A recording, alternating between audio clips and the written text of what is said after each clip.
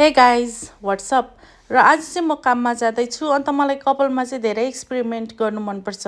अस्तिको घोडे पङ्क्स लामो भएको थियो, फेरि पनि काटेको त निकै छोटो पो काटी पठाएछु गाइज, हाँस्से उर्दो भइरहेको छ। खासमा चाहिँ यो पनि कपाल कति लामो भइसक्यो होइन, तर अब यो त काट्नु जान्दैन। पहिला मैले यो डल्लै कपाल घोप्टो बनाएर काटेको थिएँ, लामो छोटो भएको थियो है, त्यो कारणले चाहिँ मलाई लामो छोटो मन पर्दैन, एउटै लेभलमा मनपर्छ र चाहिँ मैले कपाल काटेको छैन। अगाडि चाहिँ अस्ति काटेको घोडे पङ्क्स निकै लामो भएको थियो, फेरि पनि काटेको थिएँ, यस्तो छोटो भएछ कि अन्त यस्तै छोटो बोकेर नै हिँड्दैछु कि म अहिले घरि चाहिँ।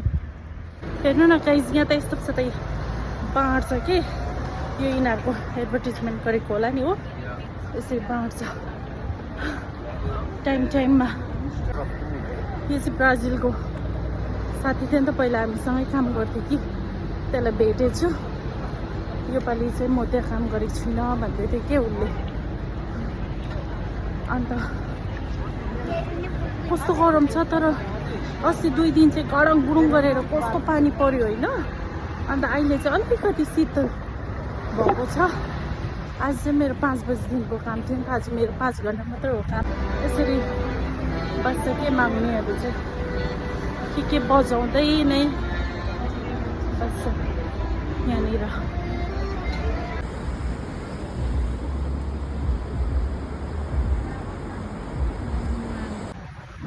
आज त दिन पनि एकदमै शीतल छ, हुन त यहाँ अहिले 5 बज्यो, अब 5 बजी, तर अस्ति त 5 बजी पनि पुरा गरम थियो है।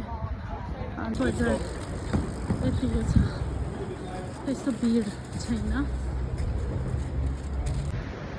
मेरो यो घोडे पङ्क्स चाहिँ साह्रो छोटो काटेको छु कि मैले, मलाई धेरै एक्सपेरिमेन्ट गर्नु मन परिबस्छ, घरि के गर्छु घरि के गर्छु।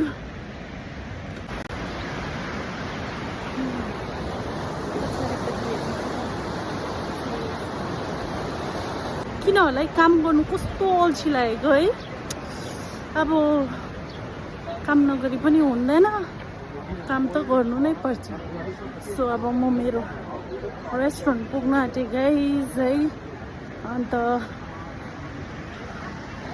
त्यस्तो हो कफी खाने अन्त स्टार्ट गर्ने काम। यो चाहिँ हो मेरो रेस्टुरेन्ट। यस्तो गरममा पनि कफी खानुपर्छ, कफी खाएन भने एनर्जी नै हुँदैन। कफी आउँदैछ। Thank you for watching this video guys. See you. Bye bye.